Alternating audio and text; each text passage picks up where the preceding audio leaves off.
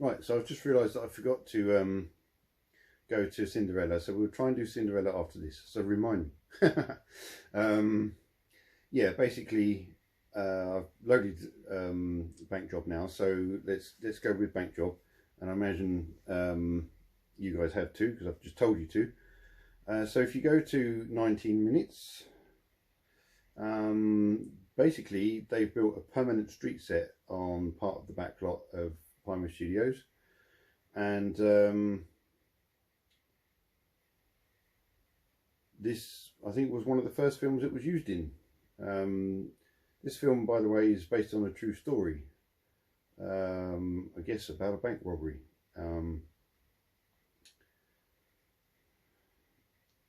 So I've just gone a little bit too far, but I'm going to just rewind. There we go.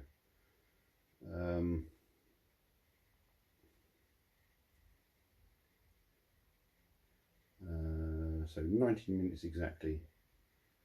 And they're walking along, and you see Lloyd's Bank. That is basically the street set. It's not a real bank, but it's a very good facade. It's quite possible that the interior is also no, I would say the interior somewhere else, because the fact they go downstairs, I don't know if they would want to dig down. Maybe they did, I don't know. So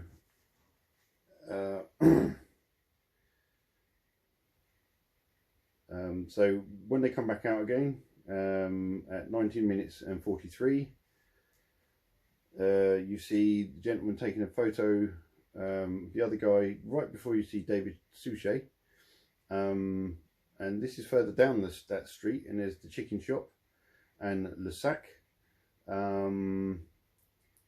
So yeah, so if you're looking at the chicken shop now on screen, to the left will be the bank on the corner of the street. So if we let that play on, you just get a good look at, and here's David Suchet walking across the street.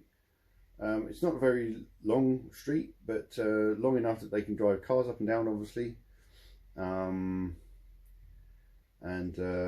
Yeah, they've got some old school London taxis in, because this is the 1970s.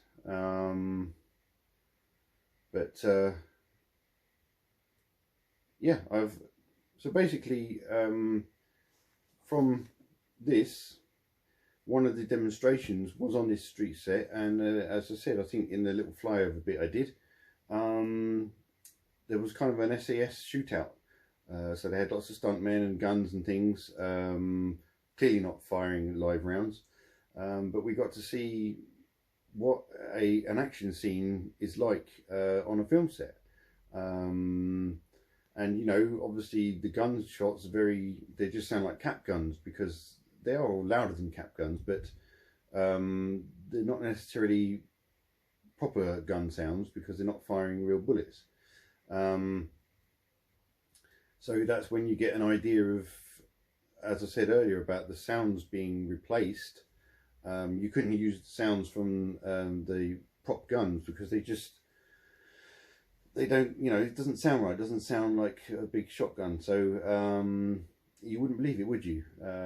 So that's why all the sounds get replaced.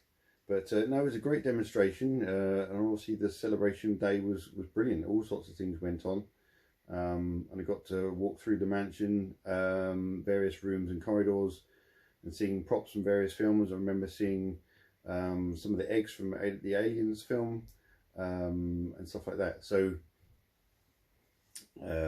let's see what else. I should have some photos somewhere, so maybe at some point I'll try and dig them out, and I'll get them up on video so you can see what we celebrated, basically.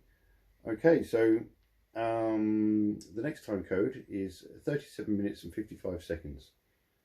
So if you want to punch that in on your remote,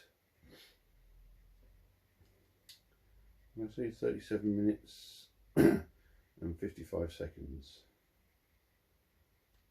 There we go, and press pause. Right, so what you can see on screen is one of the characters. He's got a walkie-talkie in his hand and he's up on a roof looking down at the bank. Now you're thinking, hang on Trev, you said this was quite a small set. Well, basically it is a small set, and it's only a single story set. So after the first story, everything else is computer generated. I'm fairly sure all the vehicles might be real, or in fact they might even be CG. But to the right of frame, sort of near the top, that is about the length, the physical length of the street that they built. And then to the right, I mean that's basically just, I think the tarmac would have been laid down to create the road, and as you can see it's not a typical looking well-worn road. Yes, so most of what we see, the actor himself cannot see, but he can see the bank and he can see the people and quite possibly the cars. So if you look to the right of the bank, you can see the chicken sign, and yep, so they are real shop facades. And I've seen this street set built up as like an old kind of 1800s town, village or whatever. I have no idea what film that was for. I would like to find out. I've probably seen it, but maybe didn't really recognise it. But if anyone else knows what the street set at Pinewood Studios was also being used for, then let me know in the comments. Okay, that is the end of the bank job. So now we will go to the Paddock Tank, and we'll see a massive set that was built around it, and the last set that I sort of witnessed at my time at Pinewood. So anyway, let's get that one loaded. Right, so the next film you need to load into your player is Dark Shadows. Now while you're doing that, this was the last film I witnessed, not being filmed, but the sets I saw on one of my many wanders around Pinewood Studios.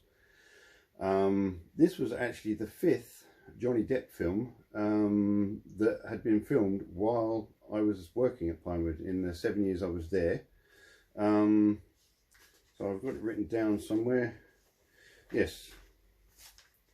So the first film that was being made when I started at Pinewood with Johnny Depp in was Charlie and the Chocolate Factory.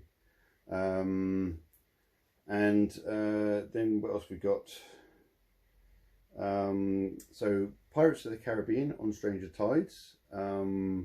The Fountain of Youth was built in the 007 stage. I never saw it or anything, but I've only seen it on film like you guys have. But it's amazing basically how well hidden these productions can be. Clearly, obviously, it was easy to see the Harry Potter set because it was so big and it was outside. And clearly this set that we're looking at now, I was able to wander around the outside. Some of what you see on screen is computer generated, but some of what you look at are actual buildings they built. And so what else? So we've had Charlie and the Chocolate Factory, Pirates of the Caribbean on Stranger Tides. Sweeney Todd was shot there, a film I haven't actually seen. But now you can watch this, and once you've seen all these parts of Pinewood, you might be able to recognise some bits yourself. Alice in Wonderland, that was also shot at Pinewood Studios whilst I was there. And then of course this one being Dark Shadows. And the fact he shot 5 films in the 7 years I was there, I never saw him once. But hey, that doesn't matter. You know, as I said, it's his place of work. He doesn't need fans and everything. And of course I was there to do my own job. So most of the time I was either watching his films.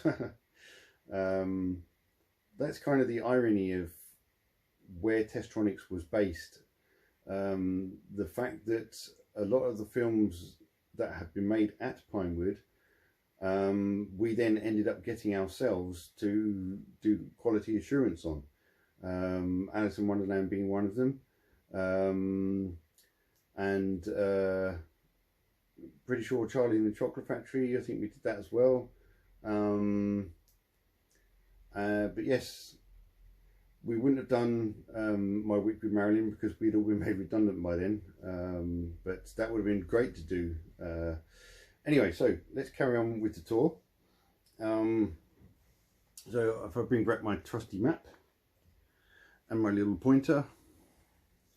So this entire set is built round the outside of this water tank here. So this straight line bit here is the blue screen, and not currently at the moment because I'm still paused on screen, but currently I would say we are looking this way at this grey building which says something Canning Company, and then the white building I think is CG over here, or maybe it's a bit of a facade, I don't know, but the water they're on is in this tank here. So yeah, if we play that on, and you just get a little scene of the Paddock Tank. So I think most of this set is built around there. Right, get my notes again. Go back to the Dark Water notes. There we go. Dark Shadows, not Dark Water. It's another film. Okay, so the next time code I can give you is 1 hour 28 and 42 seconds. Let's see what that gives us. 1 hour 28 and 42 seconds. So if you pause it straight away, this was the big finale, and there should have been another time code. Basically, anytime you see that set, when there's a shot looking out to the ocean, that's looking towards the big blue screen. Basically, that helps orientate you. But now this scene, if you play it on, is the big finale scene, and you get to see what happened to some of the set. So there we go. It all blew up. You know, it must be, I don't know if it's hard for any of you filmmakers out there who build sets and things, and you marvel at your work and you, hey, that looks amazing, and then it has to get destroyed. Maybe you get used to it, I don't know, I'm not sure. I would like to do all the building a set if I could. I'm quite the carpenter myself. But yeah, to then see all your work destroyed, but it is captured on film forever, so you can always go and look at your work whenever you like, can't you? So that's Dark Shadows. That is the Paddock Tank. Now we get to move further back into the main grounds of Pinewood Studios. So where are we going to? Yes, I think the next film we need is Goldfinger. So if you get Goldfinger loaded up, and I'll see you in a minute.